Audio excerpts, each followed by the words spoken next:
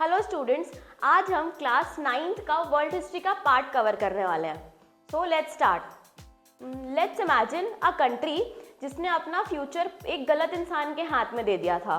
मैं बात कर रही हूँ वर्ल्ड वॉर 1 के बाद की स्टोरी, जब जर्मनी की इकोनॉमी पूरी तरीके से कोलैप्स हो गई थी, कंट्री डाउनफॉल में चली गई थी। अब डाउनफॉल में क्यों गई थी? जब वहाँ की गवर्नमेंट, वेमर रिपब्लिक जो वहाँ की गवर्नमेंट थी, उन्होंने एक ट्रीटी में साइन किया था। उस ट्रीटी का नाम था ट्रीटी ऑफ वर्सल्स। अब इस ट्रीटी में क्या हुआ था, ऐसा क्या हुआ था कि वहाँ की जो जनता है वो उस पार्टी को पसंद नहीं कर रही थी। तो आइए देखते हैं कि ट्रीटी ऑफ वर्सल्स में क्या क्या था। सबसे पहली चीज़, ये जो राइनलैंड वाला एरिया है ना, ये जो राइनलैंड वाला एरिया है वो एक इंडस्ट्रियल एरिया है। आपको पता है किसी भी कंट्री की ग्रोथ के लिए एक इंडस्ट्रियल एरिया कितना इंपॉर्टेंट रोल प्ले करता है। तो जर्मनी के हाथ से ये राइनलैंड वाला एरिया चला गया। अब राइनलैंड वाला एरिया कहाँ था? ये जो आपको रेड रेड दिख रहा है ना, ये आपका राइनलैंड वाला एरिया था।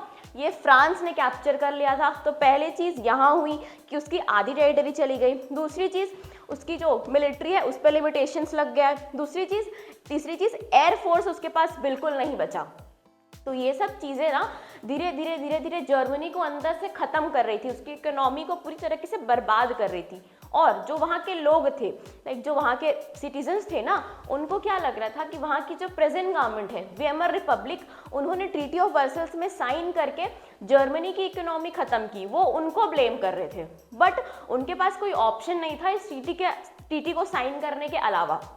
इस टाइम पे आपको क्या लगता है, जब एक प्रेजेंट गवर्नमेंट है उन पे लोग भरोसा नहीं कर रहे हैं, ऑलरेडी इस ट्रीटी की वजह से कंट्री इतनी ख़त्म हो चुकी है, तो उस टाइम पे ना जो लोग थे वहाँ के सिटीजन्स, उनको एक स्ट्रॉन्ग लीडर, एक पावरफुल लीडर की ज़रूरत थी। तो यहाँ से राइज होता है एडोल्फ हिटलर का। आप इमेज में देख सकते हैं, इनका जन्म हुआ था ऑस्ट्रिया, जो जर्मनी के बिल्कुल बॉर्डर पे लगता है। ये एक स्ट्रगलिंग आर्टिस्ट थे और इनका ओरेटर स्किल बहुत अच्छा था। ओरेटर मतलब आपके बोलने का पावर, लाइक आपकी स्पीकिंग स्किल कितनी है, आप पब्लिक में स्पीचेस कितना अच्छा दे सकते हो, आपकी बातों से लोग कितना कनेक्ट कर पा रहे हैं, आपकी बातों से आप कितनों को अपनी आइडियोलॉजी से, मतलब आइडियोलॉजी पे कनेक्ट कर पा रहे हो, या आपको कितने लोग फॉलो कर रहे हैं। ये हिटलर का ओवरव्यू था, ठीक है। और जैसे कि आप जानते हो, हिटलर को हम किस नाम से या किस आइडियोलॉजी या किस थॉट प्रोसेस से जानते हैं? नासिज्म से जानते हैं ना। लाइक अगर आपको कोई बोलता है कि नासिज्म या नाजी क्या होता है, तो आपके दिमाग में क्या आता है कि हाँ, नासिज्म मतलब हिटलर। तो नासिज्म से हम क्या समझते हैं? तो यहाँ से हम देखते हैं कि राइज ऑफ हिटलर को हम नासिज्म से जानते हैं। अब नासिज्म क्या होता है? It is an ideology of Hitler by which he was able to fuel the fire of nationalism in Germany। अब यहाँ पे नेशनलिज्म वर्ड क्यों लाया गया? क्योंकि नेशनलिज्म का मतलब तो कुछ और होता है ना। अब नेशनलिज्म और नासिज्म सेम चीज़ तो नहीं है। नेशनलिज्म मतलब क्या होता है? हमारी जो इंडियन हिस्ट्री है उसके अकॉर्डिंग अगर हम देखें तो हमारी कंट्री जो है काफ़ी टाइम तक ब्रिटिश कॉलोनी का पार्ट थी। तो ब्रिटिशर्स जो है हमको सप्रेशन करते थे। उस टाइम पे बहुत सारे कांग्रेस लीडर्स इमर्ज हुए, उन्होंने बहुत सारे मूवमेंट लाए, बहुत सारे मतलब कॉन्फ्रेंसेस किए। उससे क्या समझ में आ रहा है कि उन्होंने बहुत सारी कॉन्फ्रेंसेस करके लोगों को कनेक्ट किया, अपनी बातें रखी। क्या बातें रखी? कि हाँ, कोई बाहर या कोई फॉरेन रूल हमारे ऊपर राज नहीं कर सकता, हमको इंडिपेंडेंस चाहिए। तो यहाँ से एक नेशनलिज्म का राइज हुआ। अब नेशनलिज्म जो है वो हर किसी की बात करता है, लाइक पीपल की बात करता है, इकोनॉमी की बात करता है, इंडस्ट्री की बात करता है, एग्रीकल्चर की बात करता है, इवन रिलीजन की बात करता है, और मतलब ओवरऑल इकोनॉमिक डेवलपमेंट की बात करता है। लेकिन यहाँ जो नासिज्म है ना, नासिज्म की आइडियोलॉजी क्या है? नासिज्म के हिसाब से, मतलब नासिज्म एक आइडियोलॉजी है जो हिटलर अपने लिए सोचता था, मतलब अपने हिसाब से वो जर्मनी को देखता था कि जैसा वो सोच रहा है वही जर्मनी के लिए अच्छा है, जैसा वो कर रहा है वही जर्मनी के लिए अच्छा है, और जो भी एक्शंस हिटलर लेगा वही सिर्फ जर्मनी के लिए अच्छा है। बाकी और कोई भी, ना कोई दूसरी गवर्नमेंट जर्मनी के लिए कुछ कर सकती है, ना वहाँ के लोग कुछ कर सकते हैं। इसी की वजह से आप देखेंगे कि नासिज्म एक प्रोपोगेंडा में कैसे बदल गया। हम आगे देखते हैं।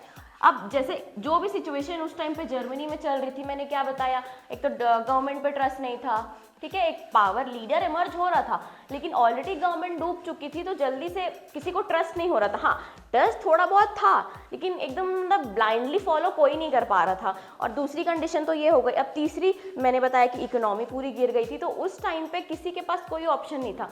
तो आप देखना वर्ल्ड में ना एक बहुत बड़ा डिप्रेशन देखना पड़ा, जो कि ग्रेट डिप्रेशन था। अब ग्रेट डिप्रेशन जहाँ पे ऑलरेडी सब इतने लॉसेस फेस कर रहे हैं, जर्मनी ऑलरेडी इतनी कंडीशन में घिरी हुई है, उस टाइम पे और उसको ह्यूज लॉसेस का फेस करना पड़ा, जॉब अनस्टेबिलिटी आ गई, एक्सट्रीम पॉवर्टी आ गई। उस टाइम एटलीस्ट उनके पास खाने के लिए तो था, लेकिन ग्रेट डिप्रेशन के टाइम पे आते तक उनके पास एकदम एक्सट्रीम पॉवर्टी हो गई और बैंक फेलियर हो गया, इंडस्ट्रियल लॉकडाउन हो गया। अब मेरे को आप एक बात बताओ, उस टाइम पे जर्मनी के प्रेसिडेंट भी थे, तो किसी के दिमाग में ये नहीं आया कि प्रेसिडेंट भी तो कुछ कर सकते हैं ना। जैसे हमारी कंट्री में जैसे कोविड आया था, तो कोविड में भी अगर मान लो चलो कोई गवर्नमेंट कुछ नहीं कर पाती, बट प्रेसिडेंट के पास ये राइट है ना कि वो अपने कंट्री के लिए कुछ तो करेगा। लेकिन वहाँ पे प्रेसिडेंट क्यों कुछ नहीं कर रहा था? जिसको ये समझ में आया वो कमेंट कर सकते हो कि वहाँ पे प्रेसिडेंट क्यों कुछ नहीं कर रहा था। देखो अब एक बात बताओ, ऑलरेडी जब इकोनॉमी इतनी बर्बाद हो चुकी थी, मैंने क्या बताया था कि गवर्नमेंट भी सपोर्ट, मतलब गवर्नमेंट के ऊपर भी ट्रस्ट नहीं था, और इंडस्ट्रियल को हथियार लेने के बाद उनके पास पैसे भी नहीं थे। तो एट दैट टाइम कि प्रेसिडेंट क्या करेगा, उसके पास कोई ऑप्शन नहीं था। और ऐसे सिचुएशन में प्रेसिडेंट को दिख रहा है कि कोई एक इंसान है जिस पे लोग धीरे धीरे ट्रस्ट कर रहे हैं, लोग धीरे धीरे उनको फॉलो कर रहे हैं। तो प्रेसिडेंट के पास सिर्फ एक ऑप्शन बचा कि जर्मनी को थोड़ा बहुत ऊपर उठाने का जो भी कोशिश है वो किसके हाथ में दे। तो उन्होंने क्या किया, 1933 में एडोल्फ हिटलर को चांसलर बना दिया गया जर्मनी का।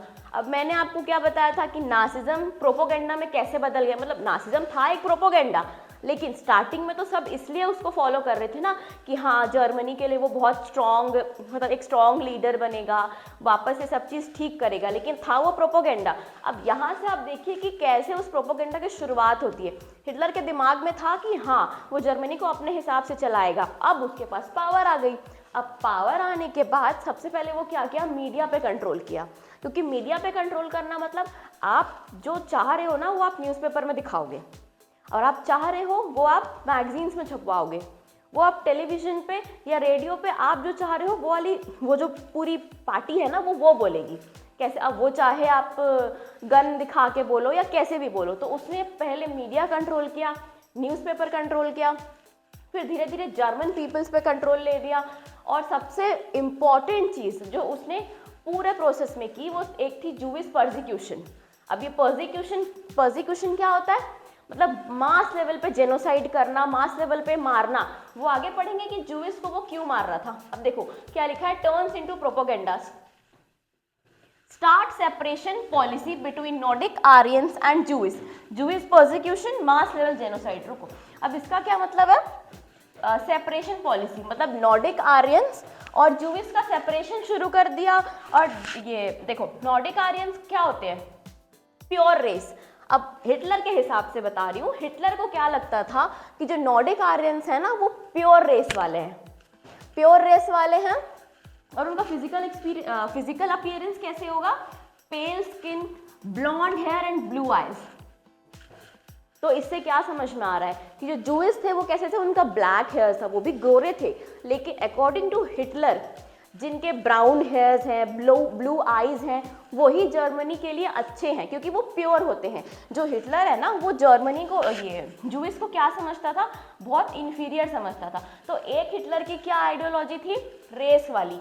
अगर एग्जाम में पूछे कि हिटलर की आइडियोलॉजी, तो सबसे पहले आप रेस वाली आइडियोलॉजी लिख सकते हो, नॉर्डिक आर्यंस और जूइश।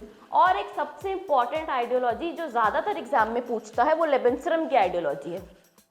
एक तो रेस वाला पॉइंट आप लिख देना, रेस वाले पॉइंट में आप काफ़ी चीज़ें एक्सप्लेन कर सकते हो, और वो प्रोपोगेंडा वाला जो पॉइंट था ना न्यूज़पेपर्स और मीडिया, वो आप लिख देना। तीसरा पॉइंट आप ये लिख देना, लेबेंस्ट्रम की आइडियोलॉजी। अब लेबेंस्ट्रम क्या होता है, लेबेंस्ट्रम ना मतलब एक्सपांशन, आप इसको ऐसे सिंपल लैंग्वेज में समझोगे तो एक्सपांशन।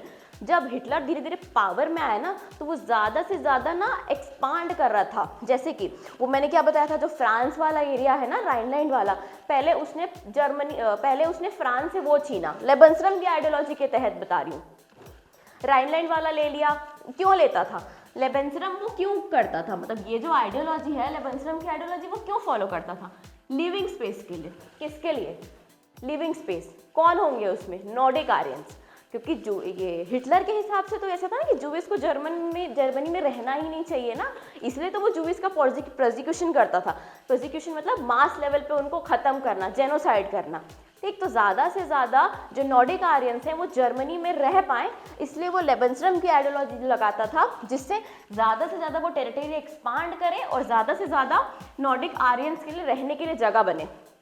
अब आप बताइए, नाजिज्म से प्रोपोगेंडा तक का जो पाथ है वो कैसे हुआ, और ये प्रोपोगेंडा जो चल रहा था ना बाय हिटलर, वो कैसे वर्ल्ड वॉर 2 पूरा, मतलब it is a main important point था ये, कि कैसे जो हिटलर का जो भी चल रहा था वो वर्ल्ड वॉर 2 में कैसे इम्पैक्ट हुआ, और मतलब नाजिज्म से प्रोपोगेंडा और प्रोपोगेंडा से वर्ल्ड वॉर 2 तक का पूरा सफ़र कैसे हुआ, इसके लिए आप आगे कनेक्ट कर सकते हैं। Please subscribe, comment.